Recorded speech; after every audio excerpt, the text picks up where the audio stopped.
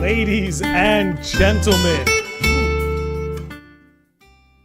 let's lower that music down. There we go. Ladies and gentlemen, welcome back to the Landy Lodge. Gonna let that music roll. It sets such a nice vibe. For those who may not know, that is the Hideaway from Final Fantasy XVI. So, speaking of Final Fantasy XVI, but actually I'm getting ahead of myself. The Sages of the Lodge, ladies and gentlemen, the beautiful names you see up here on the screen, those who are YouTube channel members, longtime Twitch subscribers, or they just donate to the Lodge directly. But again, as I always say to you sickos and normies, all I ask is that you're here to hang out. Now, speaking of hanging out, we have quite the topic of discussion today. We're going to be discussing, essentially, Final Fantasy VII Rebirth versus Final Fantasy XVI. Now, to me, I think that a combination of what both these games have to offer might end up creating what I think is the greatest Final Fantasy of all time. Personally, and those who tune into the show have heard me say this ad nauseum at this point, that I think Final Fantasy fans have been blessed the last year between getting Final Fantasy XVI, Final Fantasy VII Rebirth, and Final Fantasy XIV Dawn Trail. Needless to say, if you're a Final Fantasy fan, we've been eating good. However, when we get to the more conventional console games that are embodied by Final Fantasy XVI and FF7 Rebirth, I think both games, even though they came out very close to one another, were both very, very different. And I think there are things FF7 Rebirth did better than 16, and there are things 16 did better than FF7 Rebirth. And I really wanted to really just get into that today. And at the end of it, maybe give you my opinion on what each title did best among what I like to call the 4 pillars of gaming, which will be gameplay, and that's going to cover everything from boss design, level design, map exploration, combat, user interface. It's a wide umbrella, and it's the one we're going to lead off with today. But we're going to do gameplay, we're going to do narrative, and that's going to encompass everything from characters to plot to voice acting to character models and design. So again, we got gameplay, we've got narrative, and then we're going to do audio and video. So the soundtrack, you know, a lot of the nature and a lot of the ambiance set by the sound effects, as well as things like graphics, art style, artistic vision, and things like that. So again, our 4 pillars are going to be gameplay, narrative, audio, and video. Anyway, without further ado, allow me to give this the old mutaroo, and let's move on. Also, you'll see that I am standing today. I want to maybe start doing some of these podcasts standing up. I'm always sitting down for work and sitting down when I'm gaming, so I'm trying to find in life more things that I can be on my feet for, and we'll see if the podcast will be one of them. That said, I do have a couple more things I wanted to say before we dive headfirst into all of this. Friday morning will be the first episode of Morning Quest. It is a gaming morning show on Fridays we're bringing to the lodge. So that'll be live this Friday at 7 a.m. And I also just want to give a shout out to all of you sickos and normies that have been hanging out in those Xenoblade streams. I'm having such a blast in Xenoblade, and I've really had a good time hanging out with all you guys. I'm only a few streams in, but it's turning into one of the most enjoyable streaming experiences I've ever had. Now, before we get into it, how about a swig for the hardworking men and women at Square Enix? We're drinking green tea and honey today out of this Naruto mug. Which, man, a lot of Naruto influence in FF16. All right, let's see who we got here. We got Falcone, we got Will's Word, we got Zane, we got Adonai, we got Emblem Knight, Gohan fan. Nice. I love seeing DBZ fans in here. We got Umbra, the best mod in the game. Zeb, and of course, on the Twitch side of things, we've got Treehouse. All right, let's get into Final Fantasy 16 vs. 7 Rebirth. Let's start with the gameplay. Let's start with Rebirth.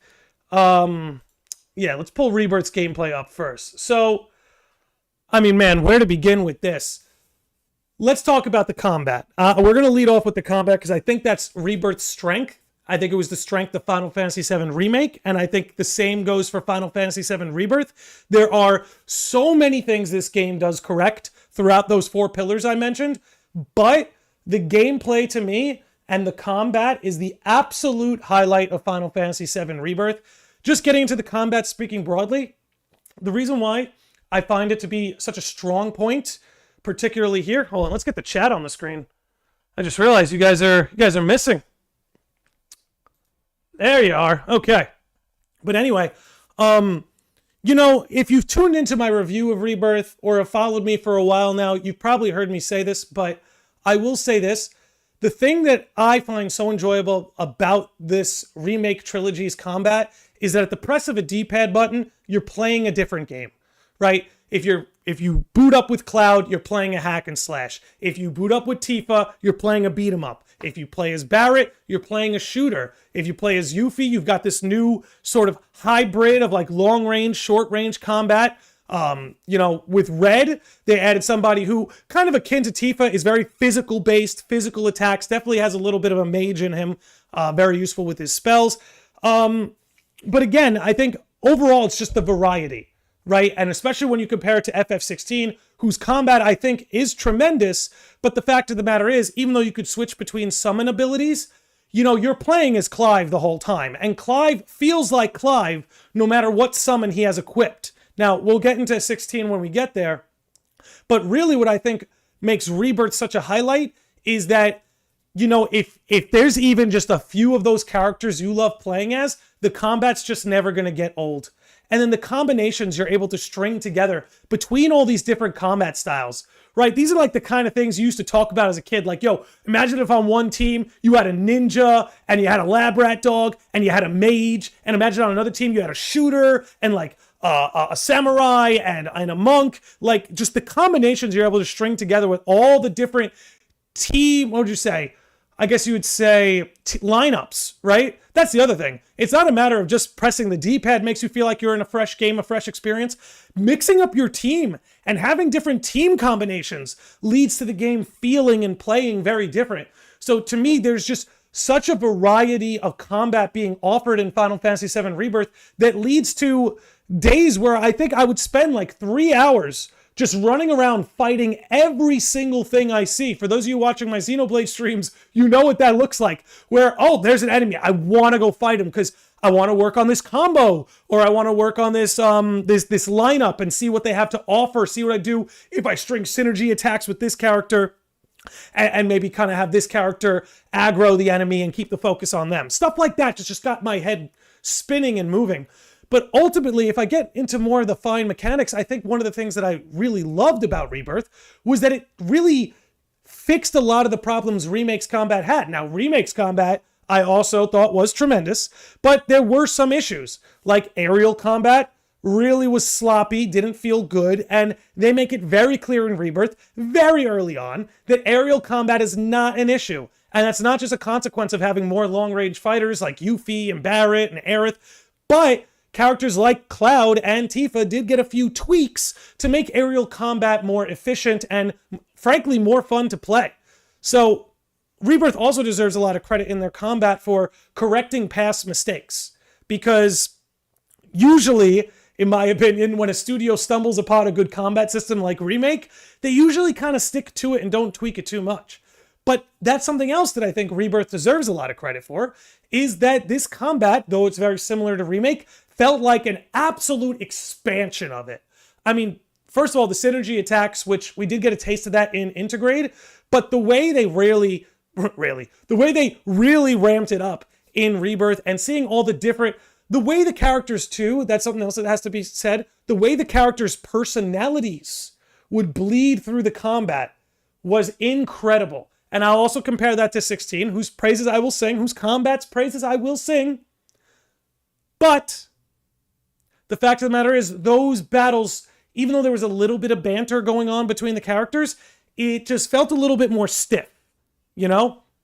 As opposed to Rebirth, I really did feel like I was like one with my party. Even the characters who weren't currently in the lineup, you could see them lingering in the back, and I thought that was a nice touch too.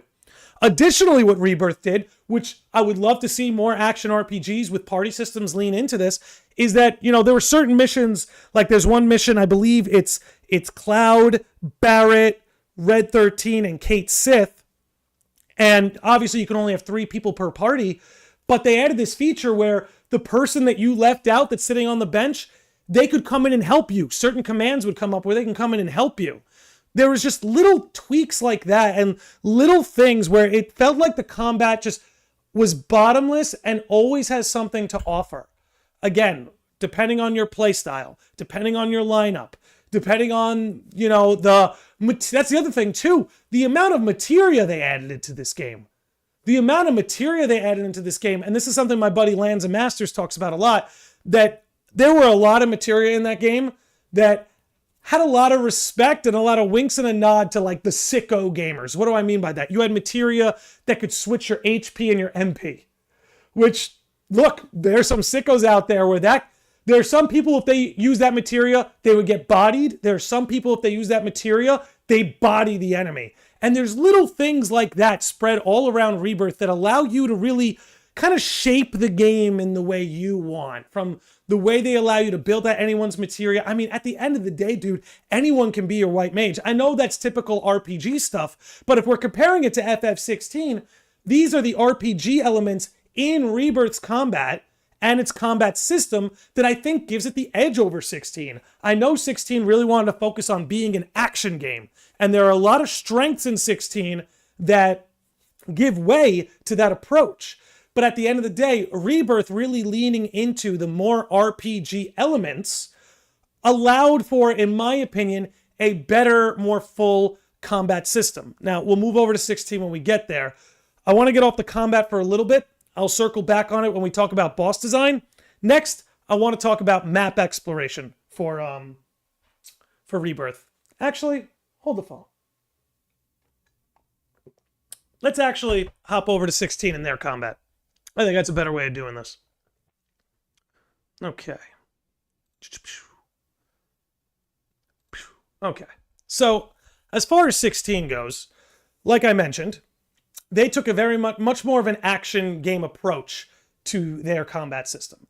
There wasn't really a party. You did travel with characters like Jill and Sid and Joshua, but that party system really wasn't there in 16. And in my opinion, if I'm comparing Final Fantasy games, much as I loved 16, I felt that was a bit of a weakness. I think having ways where it could have felt a little bit more like a party, I think could have gone a long way. Obviously, them focusing on just Clive, there were a lot of advantages to that. Now, why don't we get into that? Some of the advantages to really just sticking to Clive as opposed to fleshing out a bunch of other characters is that Clive's combat really can cover the bases for pretty much everything. You have this one character that you can focus on, and while at some, while there are some advantages to that, the more I think about it, the more I'm realizing that I didn't really do as much grinding out in the field for 16 as I did Rebirth. Now, I did love 16's combat, but it does feel very limited in comparison. Now, let me get into some of those advantages. I think the advantages of doing that is boss design. And I guess if we're going to talk combat with 16, that's got to be something we discuss. So let me actually pull this up over here. Bear with me real quick, ladies and gentlemen. And I'll put this on loop, because I want to pull up the Bahamut fight, right? That's what we're going to talk about. We're going to talk about that Bahamut fight. Because in my opinion, where's my display? 1 second here. Because in my opinion, that was probably the best boss fight that either game had to offer. This is very strange. Did I not put a display capture in here? All right, we're going to do a little bit of that live production, ladies and gentlemen. A little bit of that live production. Let's do it. Okay. Oh, no. I named it Bahamut. I'm such an idiot. There we go. All right. Let's fix this up. Pull it up. We'll do 720. Make sure it's muted. Let it roll. Okay, so this Bahamut fight, in my opinion, was the best boss fight that either game had to offer. Now, getting into, let me make sure. We're not running sound, are we? No, we're good. Okay. Now, here's one of the advantages, actually, of having a more focused combat system as opposed to having one that has more variety, say like 7 Rebirth. I actually think Rebirth's weakness in its combat was 16's strength. I think the biggest weakness of Final Fantasy VII Rebirth's combat was the bosses. The boss design, the boss battles, don't get me wrong, they were good, they were riveting, they were fun. But when compared to 16's boss battles, they actually just don't compare. Now, that's just my opinion. If anybody out there differs in opinion, feel free to shout it out. And when we get to the 1 hour segment, don't worry, you guys will be able to dunk on all the takes of mine that you thought were shit. We'll get there, don't you worry.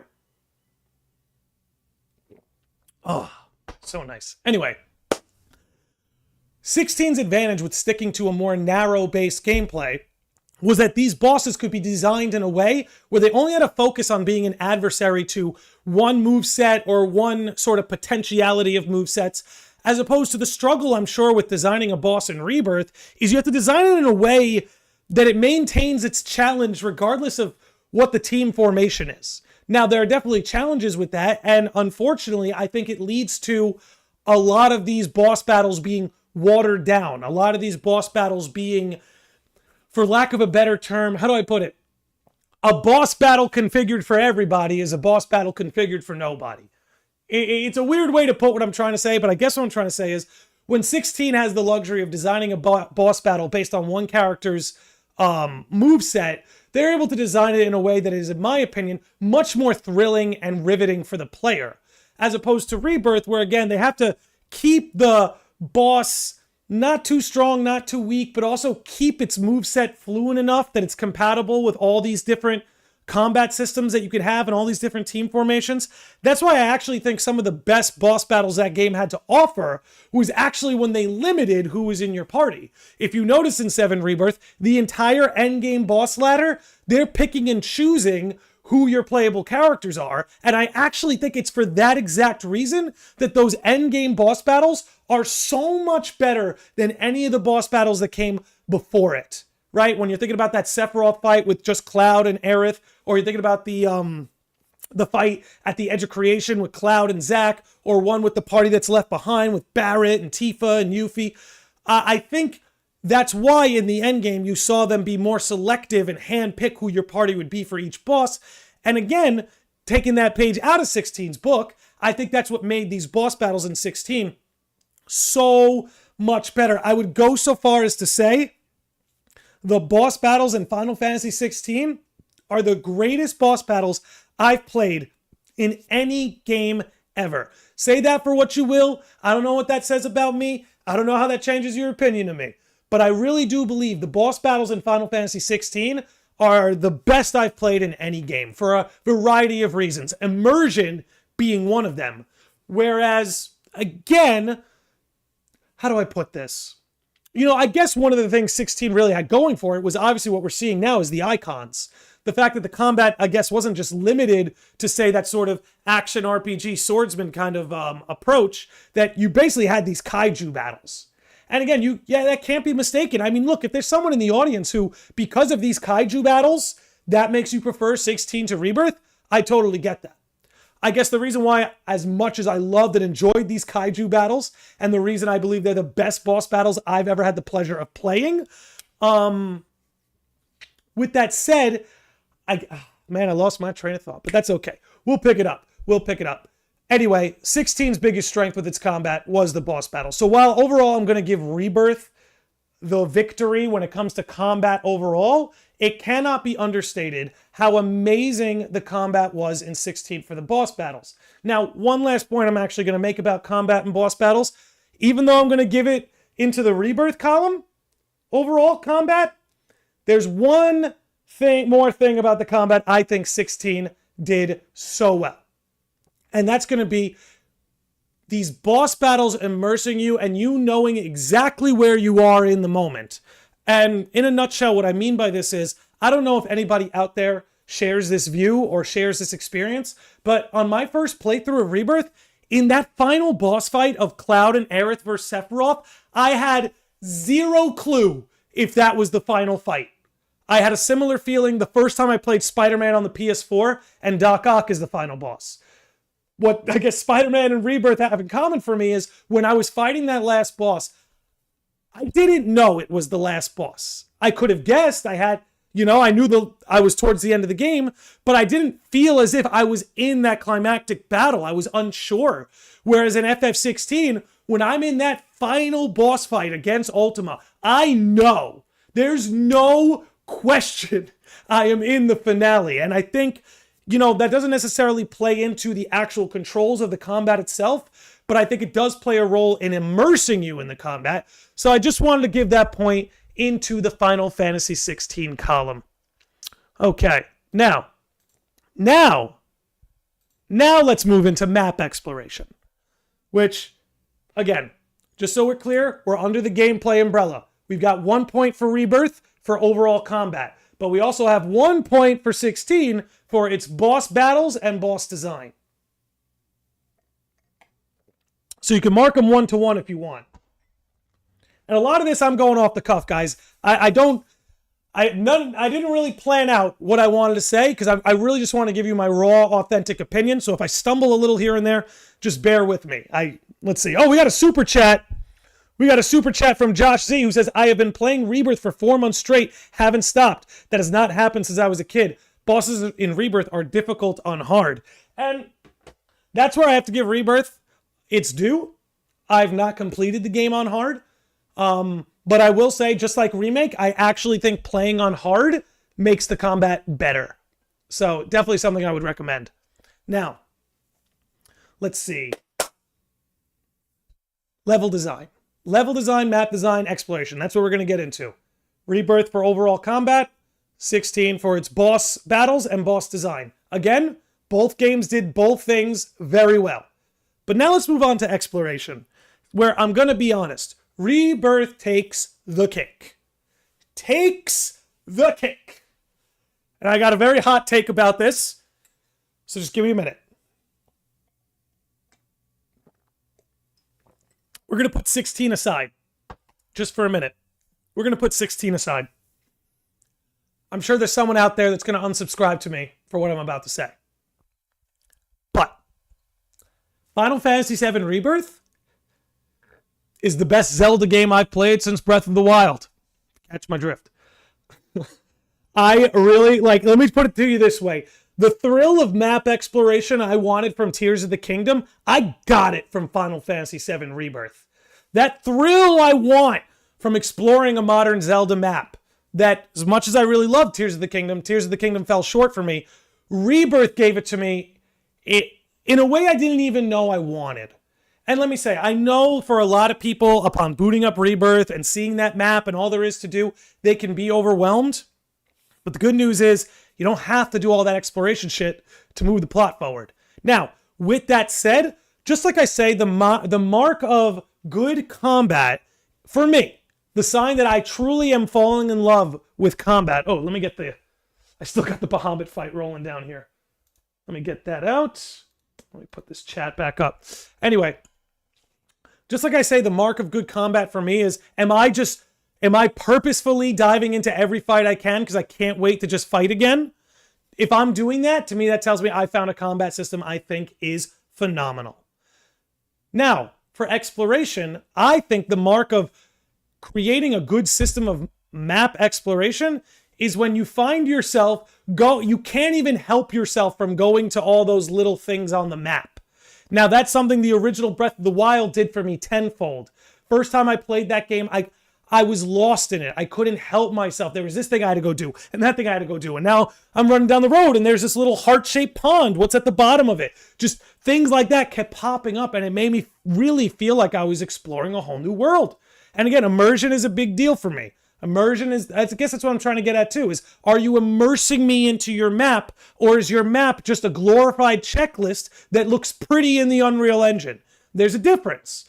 FF7 Rebirth, I was immersed because with everything to explore, there was something else to learn, right? Every little thing you found on the map is telling you more about the world of FF7 Rebirth. Now, I know that's a lot of games' approach when they do this. I'm just saying Rebirth delivered it in a way where I couldn't get enough, right? All that world intel, doing it all with Chadley, learning about the Republic of Junon and learning about all these lore tidbits. Like, it's not just that the map is designed well, looks nice, is multifaceted, right? One of the things I love about Rebirth is that, unlike Remake, we're not just in this little narrow hallway, and we're not just kind of moving like this. We now can go up. There's now a lot of exploration going up. So it's like we finally added this third dimension into the map that was missing in Remake, missing in Final Fantasy 15, missing in Final Fantasy 13, missing in Final Fantasy 12. Didn't play 11, so I'll sit that one out. But essentially, one of my complaints about Square Enix in general has been that their map and level design really hadn't evolved since the PlayStation 2. It looks prettier, it looks better, it's bigger, but overall the structure is kind of the same since the PS2 era. Rebirth is really that first game. I know a lot of people say it feels like a PS2 game, and in a lot of ways its charm certainly does, but they constructed this map in a way that's very different from a lot of their modern titles by simply adding a dimension of up. Those of you who are Kingdom Hearts fans, Kingdom Hearts 3 did the same thing with Air Step. Only FF7 does it a little bit more grounded with like chocobo climbing, slingshots, and some stuff of the like. And yo, PB and Jilly is here on Twitch. What's up, PB? How's it going? Rebirth scope compared to Remake is amazing, says Zane. That's really it too, is like the scope of the world is so big you could just get lost in it. Like Josh says, he's like, hey, I've played this game for 4 months. That doesn't really happen. I can echo that statement. Rebirth is one of those games that I just couldn't put it down. And I kind of forced myself to because I want to come back to it and I want it to feel super fresh again.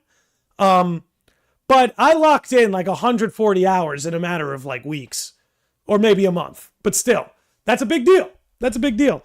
But anyway, getting back and more focused on the map exploration, I just think Rebirth did so many things right. The way they organize world intel. I know we're all getting sick of the tower and you climb the tower, unlock it, it expands the map. I know we're all getting a little bit sick of that formula, but because it's existed since like the old Assassin's Creed games. But I felt like Rebirth, if they didn't master it, they certainly presented it in a way that's superior to, in my opinion, other games that have used this same system. Now, if we're going to talk about Final Fantasy XVI's map exploration, here's what I'm going to say. And we're going to circle back onto Rebirth, because I haven't even gotten to what's, in my opinion, the best part. But let's get to FF16 and their map exploration. Again, I actually thought 16's map, when you compare it to its predecessor, Final Fantasy 15, 16's map blows 15 out of the water. Out of the water, in my opinion. Because I think 15, while its map was very pretty, it was very flat. Now, what do I mean by that? The towns, they didn't feel alive. Outside of that one town you go to with Iris, where there's like a market and all the women do the work. That was like the most immersive town in 15. Otherwise, the most immersion came from the gas stations. Now, I love Final Fantasy 15, but I felt that the map and exploring was weak. Now, I know this is Rebirth versus 16, but before I dunk on 16's map a little bit, I want to give them their due in saying they definitely improved over their predecessor, and I did have fun exploring 16's world. However, 16's overall map didn't really pull me in. The world did, the towns did, the history did, and the active time lore did, but the overall world, per se, didn't really pull me in. It looked very nice, but overall there wasn't really a whole lot to explore and get lost in, right? Again, there were really good towns, and the soundtrack was really good while you're exploring, but overall the 16 map exploration didn't really pull me out there. Now, side quest. Hey, what's up, Kobe? Look who's joining us. You want to go up? Come on, you can do it. You can do it. You can go up, buddy. You can join us. I'll tell you, you know what's funny about him? Right before the podcast today, right as I was about to go live, I swear to you, he asked me for a walk. I adopted him almost 3 years ago, about 2.5 years ago now. He knows when I'm going to go live. I swear, every time I'm about to go live, whether it's Xenoblade, whether it's a podcast, he's always asking me for a walk right before. He's like, right before you do that, Dad, just take me out. Just take me out right before you do that. It's so cute. I feel like he's truly learning my patterns and my way of life. So let's take a swig for Kobe. Okay. Also, he likes when I do these standing podcasts, so he can take my seat. But anyway, let's get back into it. 16's map, while better than 15 and its predecessors, I felt compared to 7 Rebirth is completely flat. The way let's put it this way, Chadley and his world intel is far superior to Vivian and her active time lore and her history and stuff like that. Even though I like Vivian Ninetales, I felt Chadley in the way he catalyzed you to go out and adventure the map, far superior. But I brought something else up that 16 did well, but Rebirth did better. I want to give both games their due. But Rebirth was superior with its towns. And let me see if I can maybe pull up one of the towns here.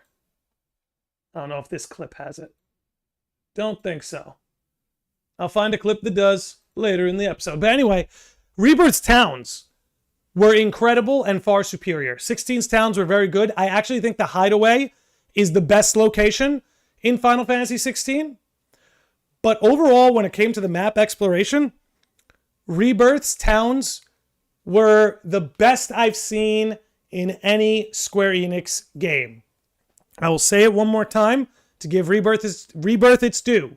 The towns in Final Fantasy VII Rebirth are the best in Square Enix's history. I'd give them a 10 out of 10, and it immersed me like no other. Like I would, whether it was Calm, Cosmo Canyon, Junon, Gungaga, wherever I went, I didn't want to leave.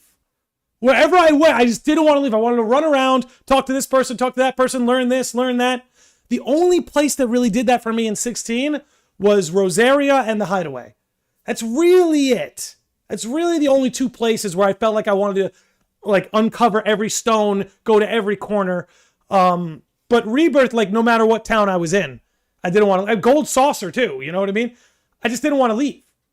So when it comes to, speaking of gameplay, map exploration, Rebirth gets the dub.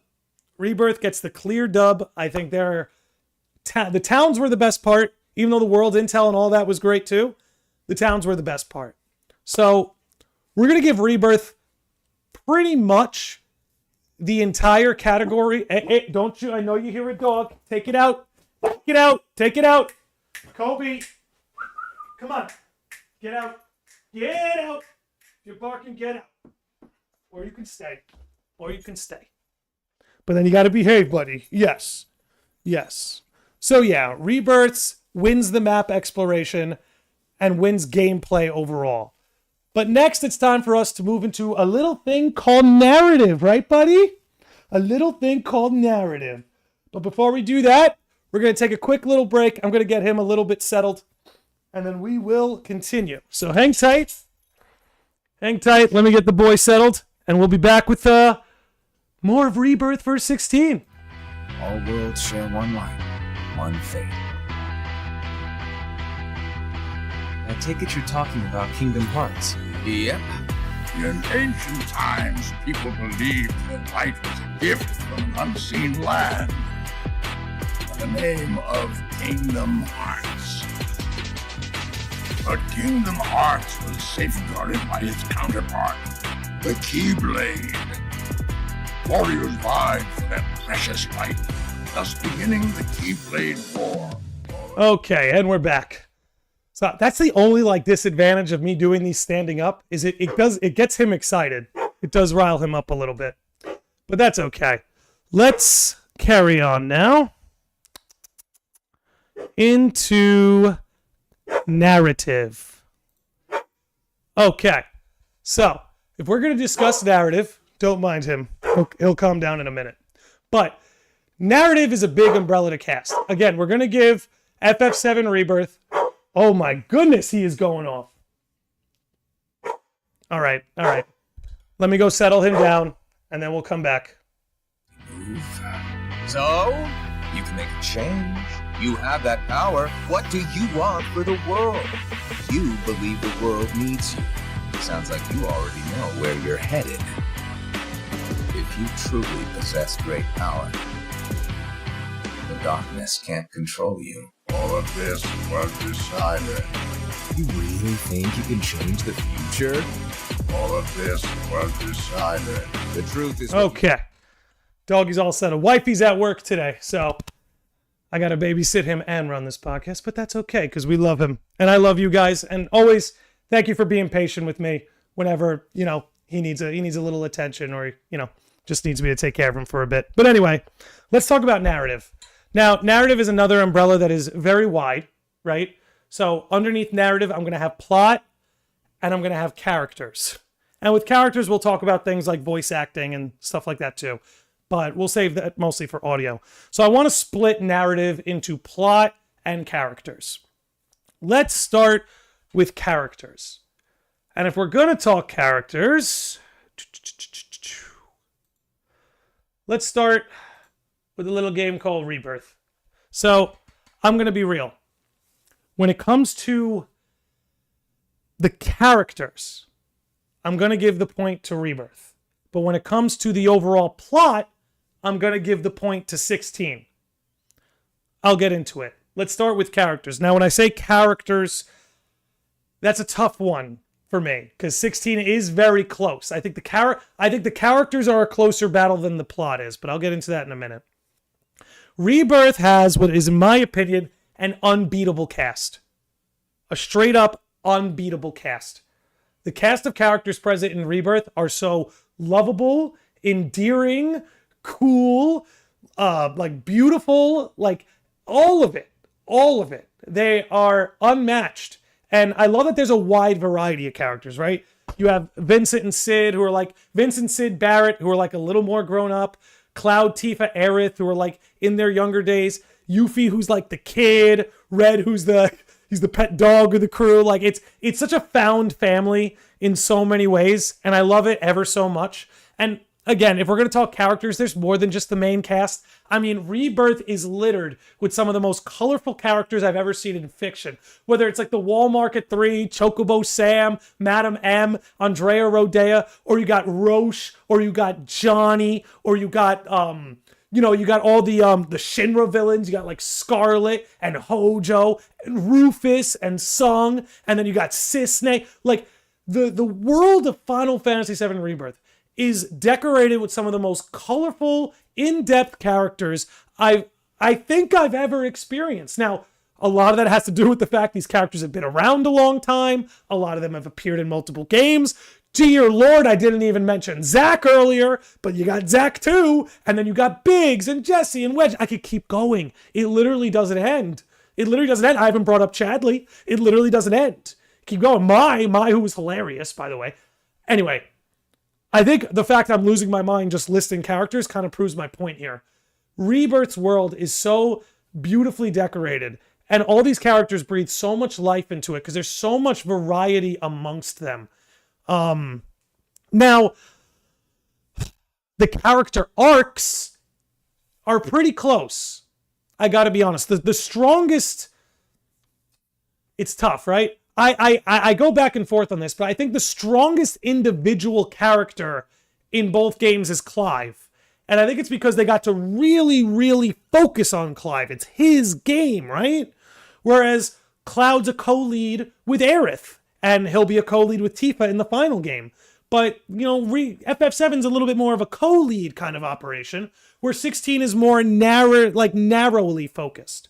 And I think it's a huge advantage in 16's column that their main character got to be that main focus, whereas in Rebirth, all of that attention was more shared across the board. Now, while I think Clive may be overall the strongest character and strongest character arc, I just can't shake the fact that I ended up so attached to a lot of these Rebirth characters. And again, the advantage being that they've had a lot of iterations, but even just keeping it solely focused on Rebirth, while 16, again, in my opinion, has the stronger character arcs. For instance, I think Jill has a stronger character arc than either Tifa or Aerith as well. But Rebirth, again, does such a good job of making all of these characters feel very real. Like, for instance, my wife is playing through Rebirth right now, and I've been really enjoying watching her play it. And my wife loves Tifa, but she's always been like, what's her deal? It's kind of her question, right? What's her deal? And it never really clicked for her. Never really clicked why she is the way she is. But she just did the live stream scene in Rebirth. Let me see, actually, if I could probably pull that up, actually. Let me find it. Where is it? I know you're here. I know you're here. It would be nice to have this pulled up as I'm talking about it. Yep, almost there. Little bit further. Okay.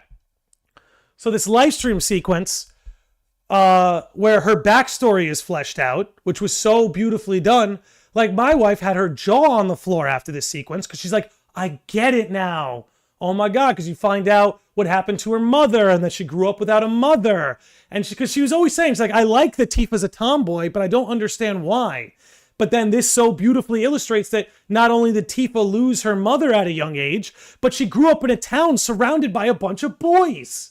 You know, she was like the only girl in her town.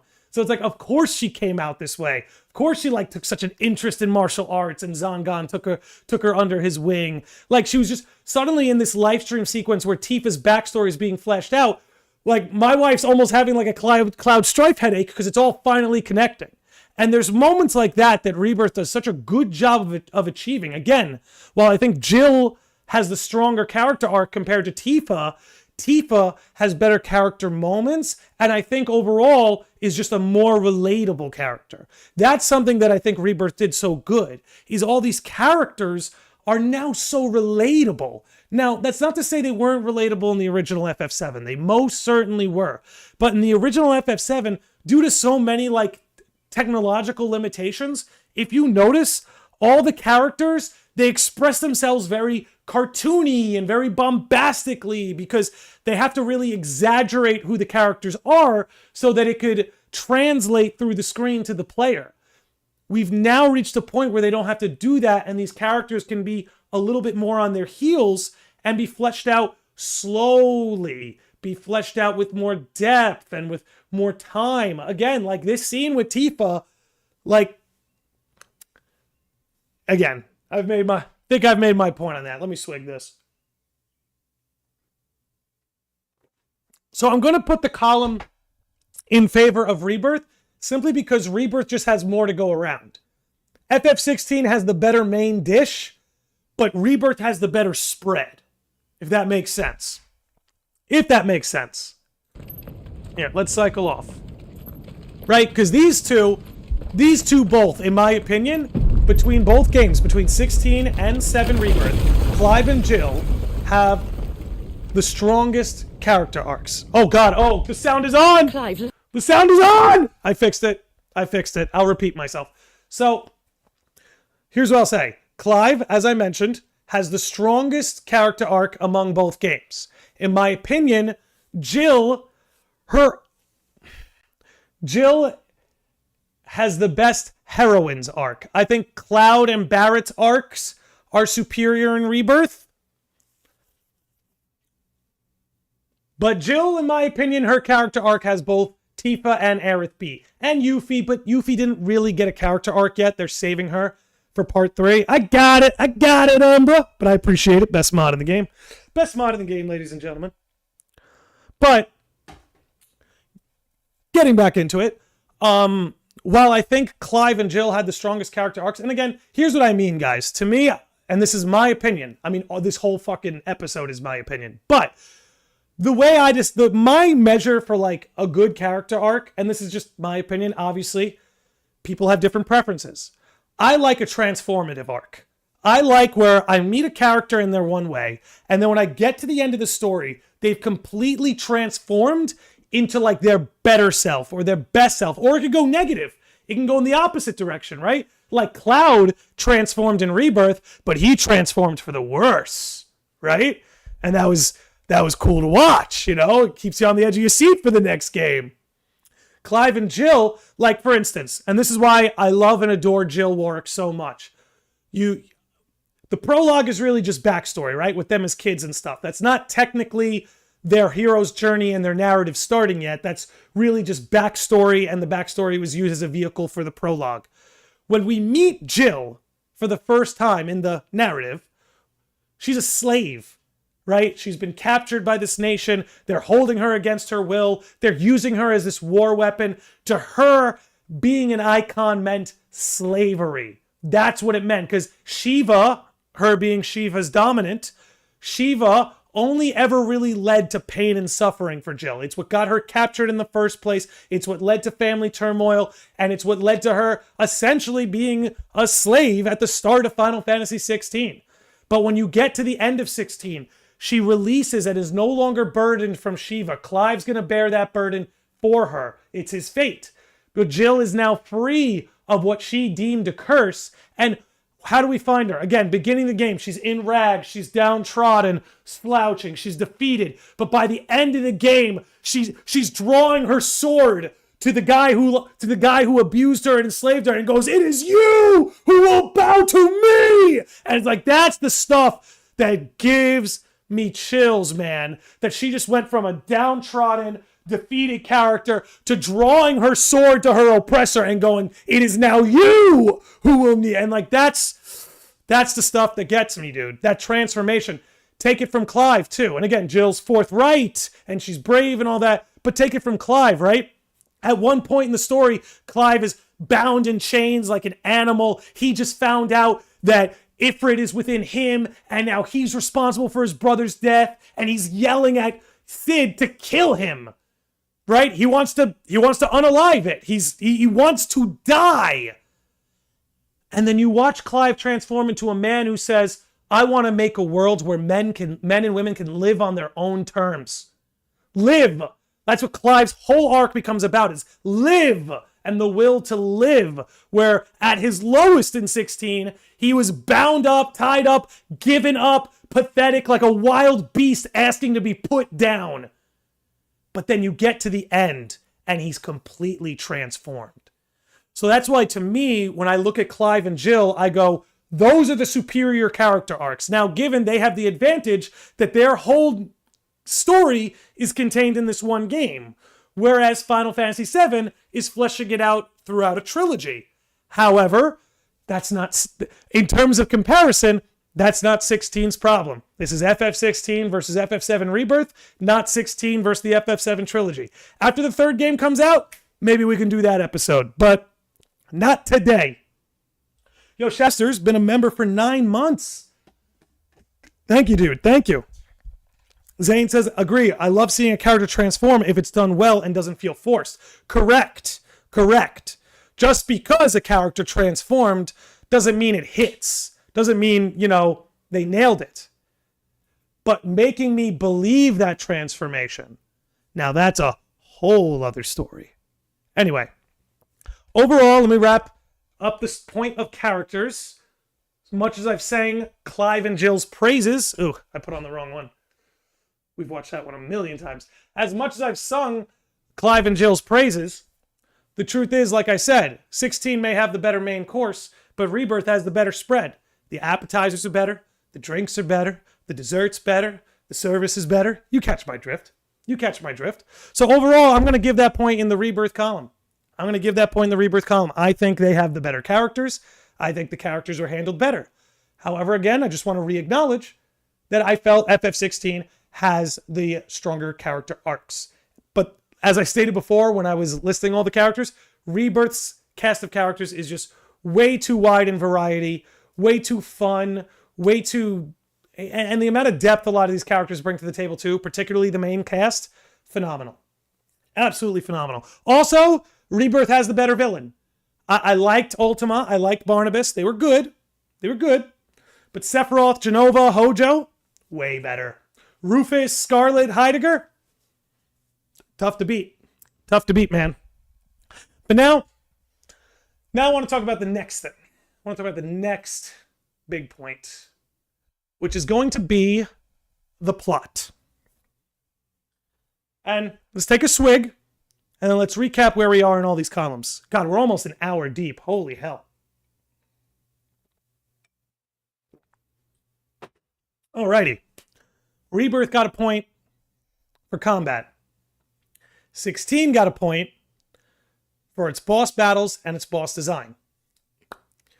Rebirth gets a point for map exploration and map design. Rebirth gets another point for having the better characters. But now we're going to give 16 its next point for having the better plot. Now, I am not saying Rebirth doesn't have a good plot. It does. But let's be honest, it is very simplistic in the sense that I know that might be people might be like, what are you talking about with all the freaking pocket dimensions? Hear me out. Everything that was dictated in Rebirth, where our party went, was simply dictated by where the black robes are going. Like the entire plot was moved forward simply by our party following the black robes.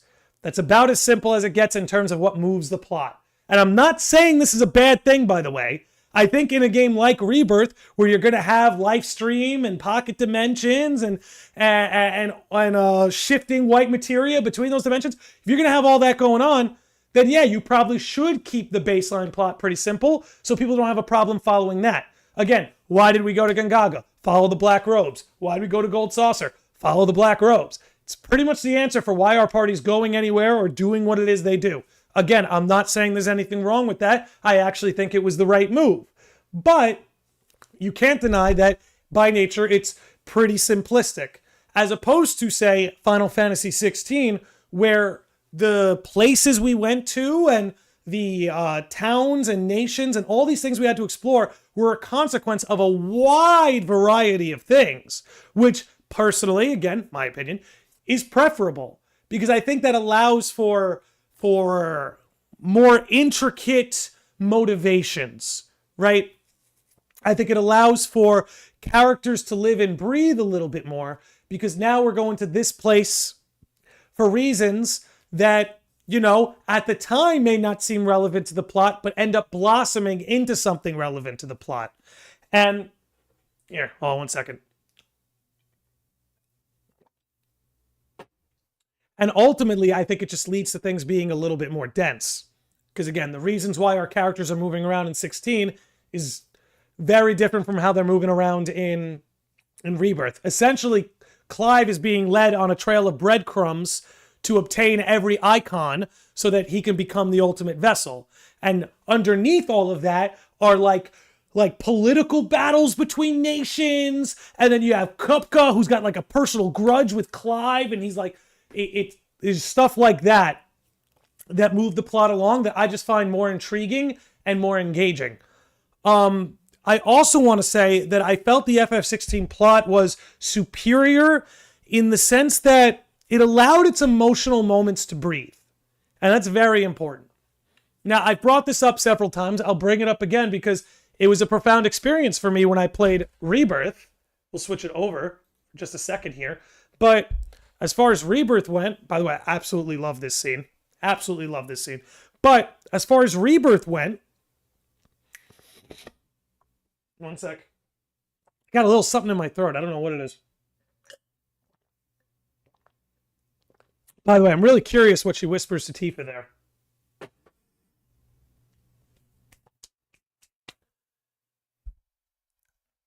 What was I going to say about Rebirth's plot? I think I forgot. But that's okay. We'll circle back to 16 then, because I have no shortage of things to say about this plot. Anyway, as far as 16's plot goes, aside from what moved people from place to place, that was it, letting the emotional moments breathe. We got it back. We got it back. So, for instance, for those of you who may have tuned into my stream, the Barrett Dine moment ruined me.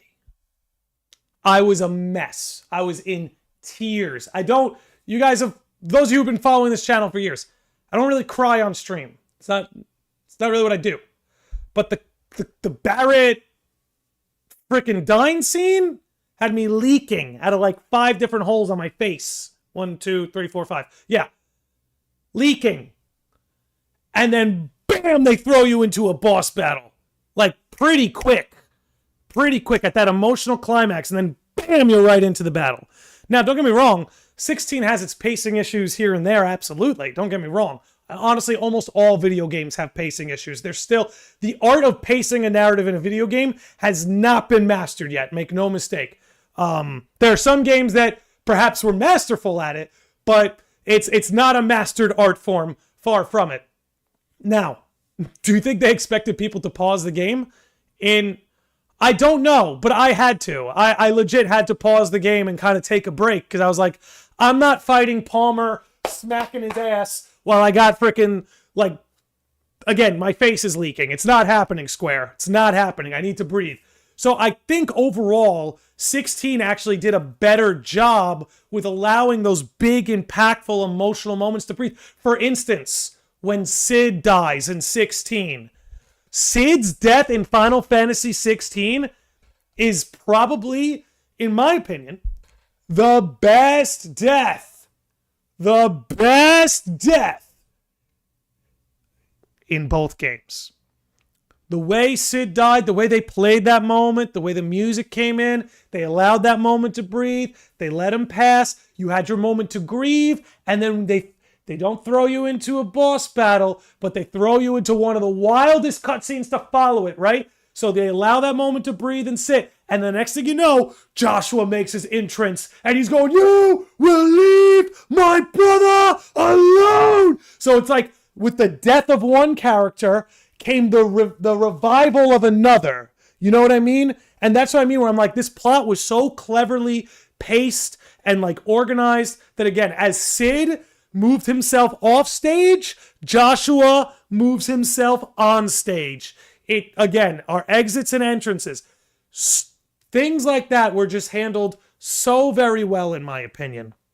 Also, one thing both these games have in common, open-ended endings. Now, if you happen to be watching this and you're 1 hour in and maybe you haven't reached the end of either game and you want to hold off, either skip the next 10 minutes, mute the next 10 minutes, because I do want to talk about the endings, because if we're going to talk about the plot, this is one big point in 16's column for me. Now, again, I want to make clear, I love both games' plots. I think both games have a very good plot. I think 16 stuck its landing better. Now, both games give you an open-ended ending. That's what both games do. And I like open-ended endings. I mean, I like both open and closed-ended. It's a matter of execution at the end of the day. But I like open-ended endings. I felt 16 handled it better. Now, the reason why is because, let's just say, have not finished Rising Tide. Oh, right. Okay, I'm not going to spoil anything in Rising Tide. Don't worry. I'm not going to talk about the DLC. But let's put it this way. At the end of both games, it's questionable whether or not a character died. Now, you can have your theories and you can have your feelings. In my opinion, Aerith, dead. Clive, alive. If you want to know why I feel that, I've made videos on both. Go ahead. But they're both open-ended. So in a sense, with 16, you're free to think what you want.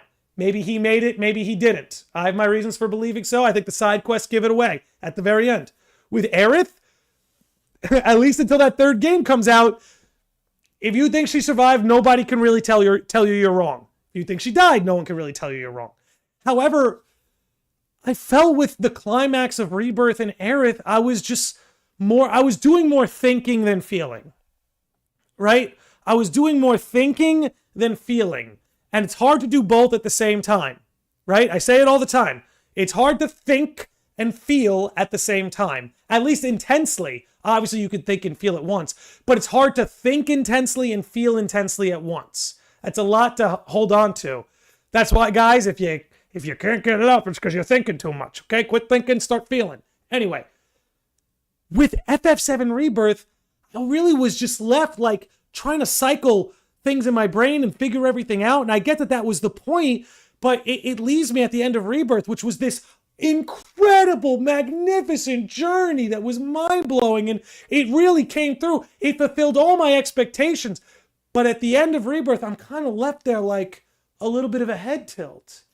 And if that's what they're going for, hey, that's fair. That's what you went for. But with 16, it's like, look, you concluded what you concluded, and it was pretty clear-cut. The ending was pretty clear-cut, save for whether or not Clive survived. But the ending surrounding Clive was incredibly clear. And when it came to that potential open-ended death, the circumstances surrounding Clive were much more clear. Whereas the circumstances surrounding Aerith are not very clear. Now, again, we have two different approaches. FF16 is its own beginning, middle, and ending. Rebirth, FF7, is splitting up its beginning, middle, and ending. But you know what? That's no excuse. That's how trilogies work, right? Nobody tells you, oh, well, you can't judge The Dark Knight like that. It's the second of a trilogy. You can't judge Empire Strikes Back like that. It's the second of a trilogy. Not. If you made a trilogy, every installment has to be its own thing at the end of the day. At least that's that's just my opinion. However, getting back to the climax and why I think 16's plot is just so much stronger is I just think the overall plot sent a very clear message. I think the overall plot was very neat and clean, you might say. I was tempted to say simple and clean. But do you think Joshua is dead for sure, or they both survived? I'll briefly say I think Joshua is dead. I think Clive is alive.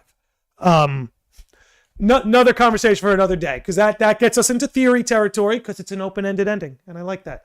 But I loved so much that like 16's world, like it how do I put it? It's like,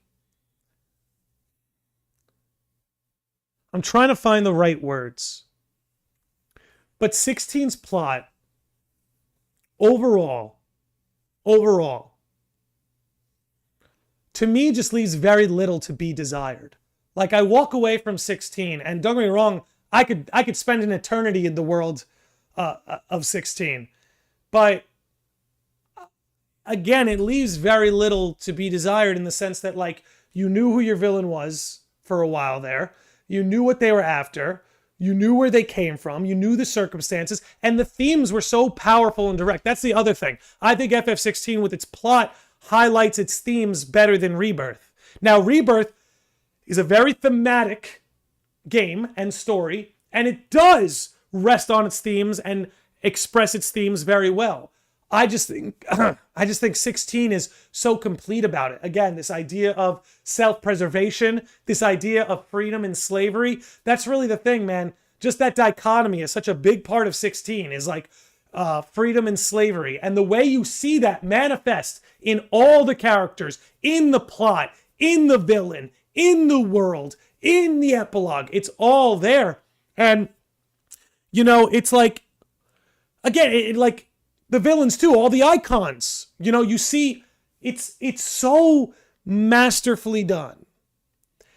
And that what you find, and that, like, again, with that whole freedom and slavery thing, I find it to be such a powerful message because, again, what 16 shows us is that it's not just about the king that's enslaving you, or the nation that's enslaving you, or the god that's enslaving you, or the villain, or whatever, or the cult, whatever it's got to be. No. It's about what's inside of you that's doing it. And only when you free yourself from that will what's out there start to clear up as well. It's a very powerful message to send. And they did it through and through all the characters, through its plot. Well, not all the characters, through all the main characters, through its plot, through its villains, through the icons, through the world, through the conclusion. It's remarkable. And I agree, Master of Masters, The Dark Knight is the best of the trilogy. Now, with all that yapping, I could keep going, but we're already at 1 hour and 6 minutes. We haven't even talked soundtrack. We haven't even talked the visuals. So overall, we're at 3-2 right now in favor of Rebirth.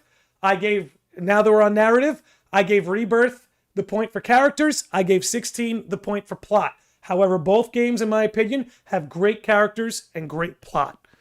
Now, oh boy. Let's discuss, here, let's mix this up a little bit. Let's mix it up, get a little something new on the screen. How about that? Yeah, there we go, Rebirth trailers. God, I remember when these first came out, I lost my mind, dude. All right, soundtrack. This, I think I'm inevitably going to upset somebody with this one, so give me a second.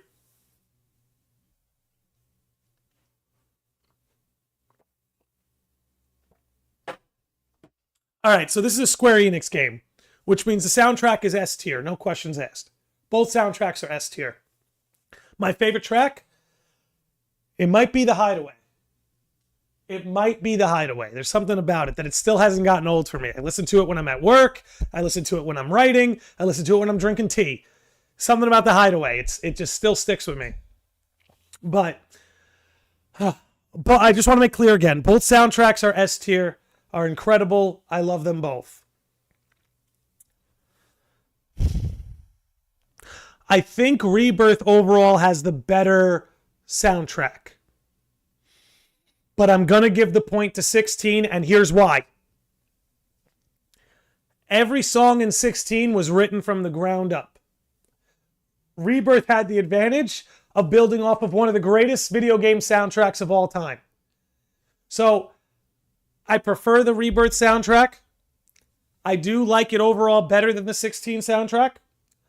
But when I consider that the 16 soundtrack was built from the ground up, there's something about that fact that makes me want to put the point in 16's column. And the fact that my favorite song probably came from 16. I know it's so lame to pick The Hideaway because it's so simple.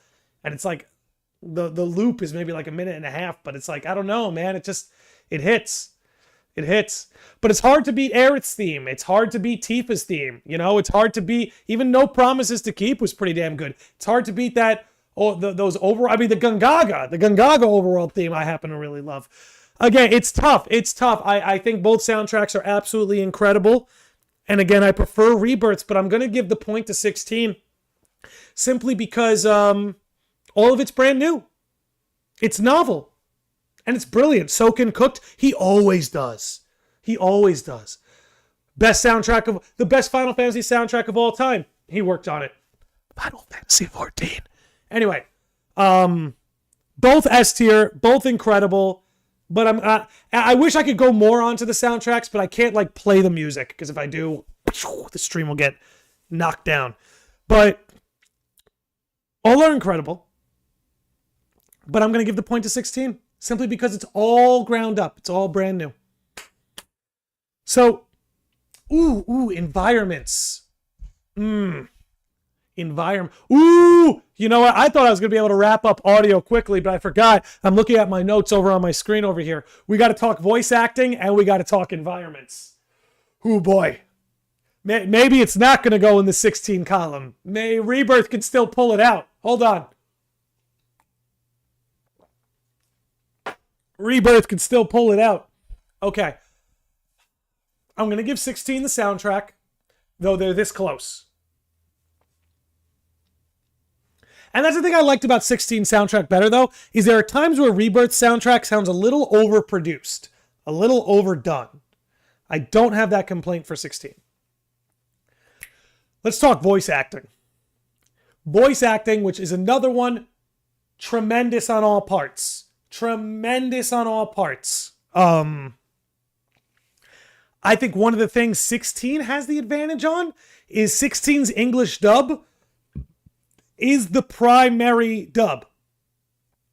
The Japanese voice actors are not the primary. It's my understanding Creative Business Unit 3 prioritized the English-speaking cast because it more resonates with the area of the world that story is based on. But to deny that Rebirth's, we talked about that. We did talk about that. To deny that Rebirth's voice acting and casting isn't remarkable. I don't know, man. Like, and I said that about all of them when they were in Remake 2. It's like, I like the original cast of FF7, but these new voice actors are just, they knock it out of the park, man. They sound the way I imagine they sound, right? Like when I heard them, when I heard the original cast for the first time, when I watched Advent Children and played Crisis Core, I liked them, you know what I mean? But there were parts of me I was like, oh, I thought that character might sound a little more this way or a little more that way. When I listened to the Rebirth cast, I'm like, yeah, that's how I imagine they sound. That's how I imagine Tifa sounded. That's how I imagine Cloud sounded, you know? So shout out to them, man. Shout out to them. I struggle to pick which one did better.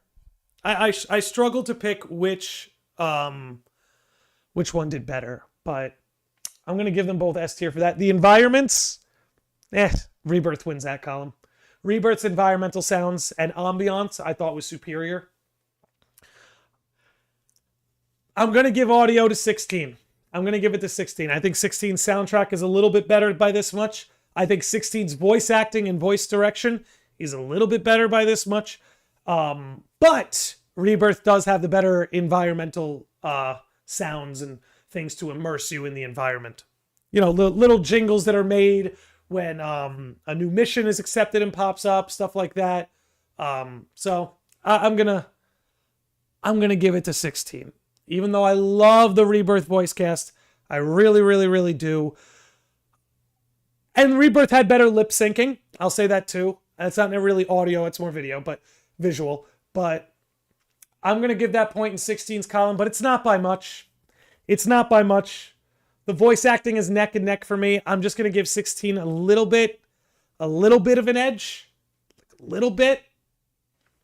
Rebirth, on the other hand, also phenomenal. But I'm going to mark it 3-3. I'm going to mark it 3-3. Let's move into the finale of topics here.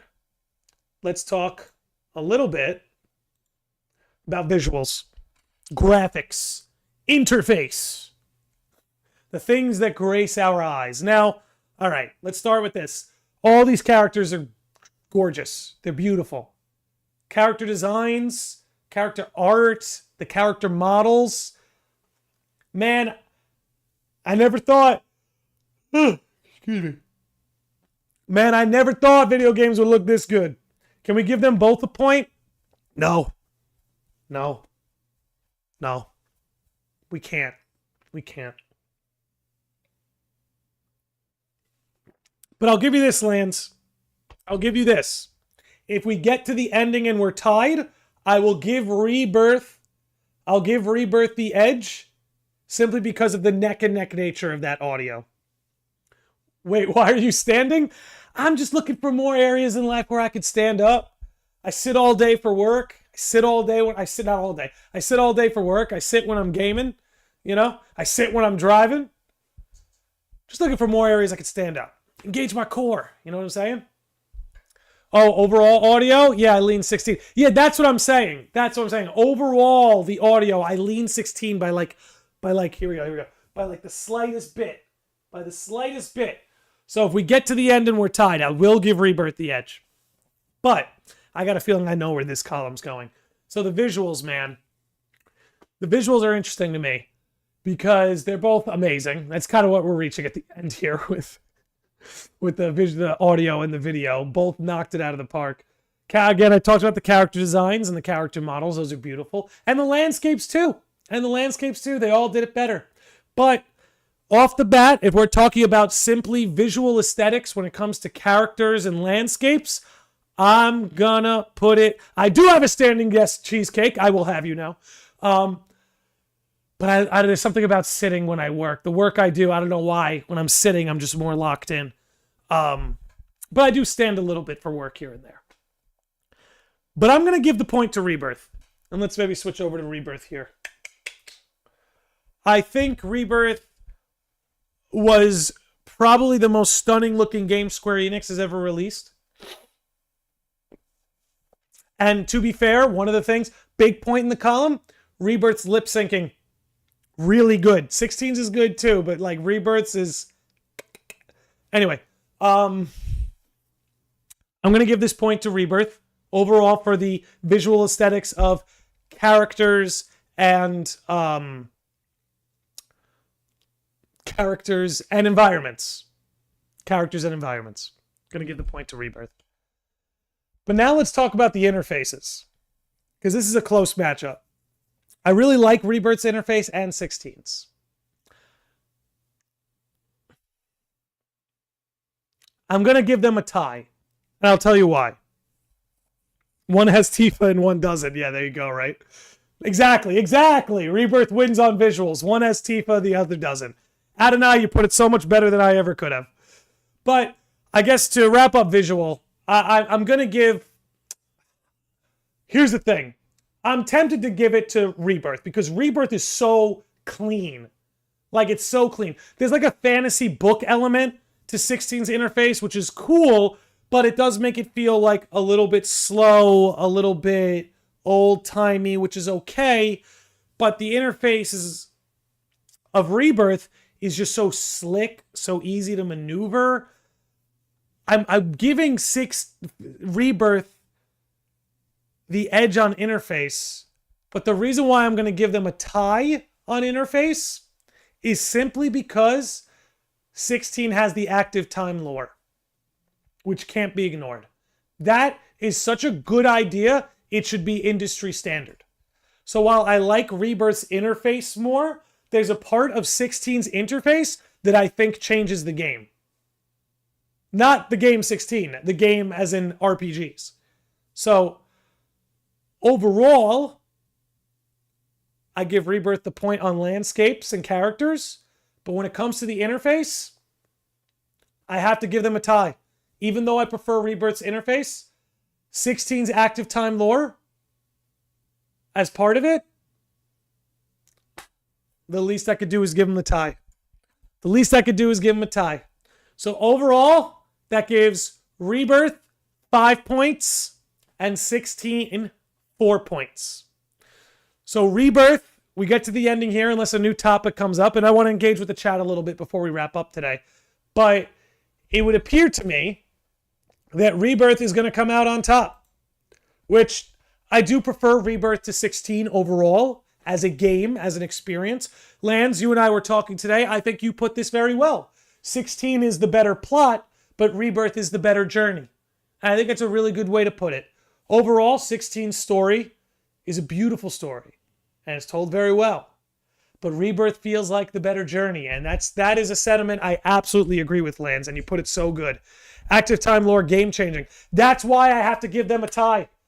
That's why I made it a tie. It could have been 6-4 Rebirth. But we had to go with a tie. Both are high-quality games. Great time to be a Final Fantasy fan. That's the thing. That's why it's such a joy to do this episode. Is like, I really kind of just gushed about both games and just told you which one I was gushing about a little bit more, topic by topic. But you know, and I'm curious what you guys think. This is definitely if you're very opinionated about this, feel free to drop it in the chat. I will read it 100%. I definitely want to hear from you guys. Want to know what my audience thinks about this. But overall, it's like both games were remarkable. Rebirth just has the edge. And I really think the thing that gives Rebirth the biggest edge is the map exploration and the way the side quests are organized. Like the fact you had an affinity system based on side quests. You know what I'm saying? The fact that like you would go into Gongaga and like within Gongaga, you had your Tifa side quest. You had your Yuffie side quest. You had your Barrett side quest. The whole sort of exploration aspect of Rebirth, getting immersed in the world, to me, that's the biggest gap between these two games. Even though I like Rebirth's combat is phenomenal, 16's combat is also great, especially those boss battles, which we gave them a whole point for. But the way you explore the world of FF7 in Rebirth is unmatched. Unmatched. So I definitely think that's the widest gap between them. Again, like the characters, we gave Rebirth the point on characters, but they're pretty close. They're kind of neck and neck. Plot, we gave 16 the point for plot, but they're not as close as, say, characters, but the margin isn't that wide between the two. Will's word says, it does make you wonder what will become of the untitled third part of the remake trilogy. I cannot wait. Cannot wait. But, you know, I kind of brought this up in the beginning. I guess now's a good time to rehash it. Is, guys, between these two games, if we take what these two games did and we put it in one game, it will be the best Final Fantasy game of all time. It'll be the best Final Fantasy game of all time. Seriously. Seriously. Okay, hear me out. Imagine a game. Imagine a game with combat like Rebirth, but boss battles like 16, characters like Rebirth, but a plot like 16, an interface like Rebirth, but active time lore like 16, an amazing wide variety soundtrack like Rebirth, but a brand new soundtrack like 16. And then, you know, the graphics, they look beautiful, but, you know, of all the things we mentioned, graphics may come at the bottom of that food chain, but I really believe that if Square takes what they're doing in these two games, the best Final Fantasy of all time is waiting to be made. And maybe you think Rebirth or 16 is the greatest Final Fantasy of all time. And you know what? If you do, I wouldn't blame you. That's what the beauty of being a Final Fantasy fan is right now. If 16 is your favorite ever or Rebirth is your favorite ever, I don't blame you one bit. I don't blame you. Like Zane said, they're both such high quality games. What is a recommended level for Rebirth for Endgame? I'm closing in on it, but don't know if I should mess around with side quests to level up more. I'm level 46, I believe. You know what? Why don't you just get yourself to level 50 and call it? That's what I'd recommend. Get to level 50 and call it. That's what I would recommend. 16's lip syncing in a lot of scenes is close to KH2 quality. Yeah, I'm not complaining. It doesn't de-immerse me. But when you look at the way Rebirth's lip syncing was, it's like, oh man, that's perfect. Not perfect, nothing's perfect, but it's pretty damn good. Okay, we might be getting that in Kingdom Hearts 4. You know, I'm curious what's going to be waiting behind the curtain of Kingdom Hearts 4. So, but if Kingdom Hearts 4 takes anything from these games, I'll be very happy. I mean, the fact that the Kingdom Hearts team helped 16 with the boss battles should get you hyped. All right. You know what's really exciting? Tell me, Lance the Master. Tell me what's really exciting. I want to know. I want to know. You know what? Give me a sec. I think to close this out, we'll switch to seating.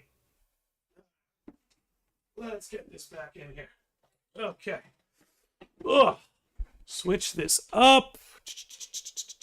Okay, what's up, everybody? All right, let me get a little closer to the chat while we read all this out. All right. Pull this over here. Okay. Osaka worked on Cage 3 and 16. Yeah, that's a really exciting prospect. Especially because they mentioned the boss battles specifically were worked on. So the fact that the same team worked on 16's boss battles is working on Kingdom Hearts, I can't imagine something more exciting. All right, we held a poll for who's best bro, and Cloud won 80% to 20. Wow. I didn't ask who your favorite was. I asked who's your best bro. Cloud doesn't like being called bro. I thought someone would pick up on that. Oh well. Oh well. Will's Word says, let it be said that FF7 is one of 2 games that inspired Kingdom Hearts, the other being Mario 64. Yeah, it really is kind of like a combination of the two. What do you really think about it? Okay. Okay.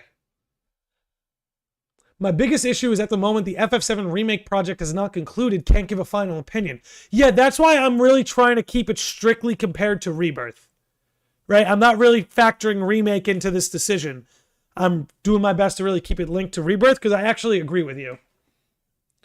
Someone should make a video about that? About what?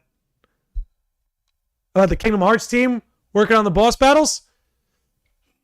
I did make a video on it. Not many people watched. What are you going to do? That's life. Okay. Moving on. That was a... Okay, that was... Oh, that was a while ago, actually. Okay. Master says, The Dark Knight is the best out of the trilogy. I know I read that before, but I had to read it again. I would agree. I love all 3 of the Batman movies. But Dark Knight is absolutely superior.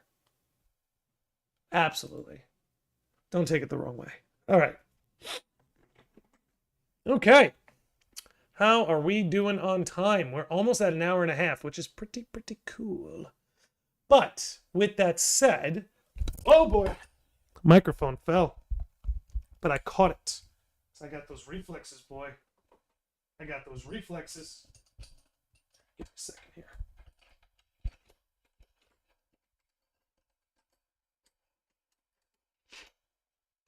There we go. They're up. Okay. All right. With that said, ladies and gentlemen, unless somebody in the chat wants to throw in a long message, Osaka is leveling up, finding great balances between their vision and fan expectations. Yeah, they just had to get their feet a little wet. They just had to get their feet a little wet. I mean, after Remind, don't get me wrong. Look, I'm a KH3 supremacist. I love even base KH3. Base KH3 is beautiful. I love it. I love it. But after Remind, oh, I'm ready. I'm ready for what Osaka's cooking. I'm ready. Ready. Couldn't agree more, Adonai. I'm very excited for what the Osaka team will put out next. Zane says, Landy, your content is always great. Thanks for providing a place where we can all talk about something we're passionate about. That is 100% the whole reason this channel exists.